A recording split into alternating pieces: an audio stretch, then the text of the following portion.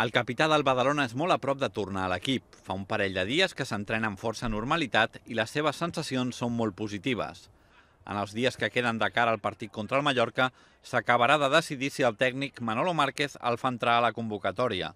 Robles té moltes esperances de poder debutar 3 mesos després de ser operat. Sí, claro, cuanto antes. He trabajado muy duro durante estos 2 últimos meses para cortar plazos, creo que así lo hemos conseguido. Pero como te decía, tenemos que tener mucho cuidado porque bueno, la verdad que acabo los entrenamientos con molestias y bueno, hay que tener cuidado.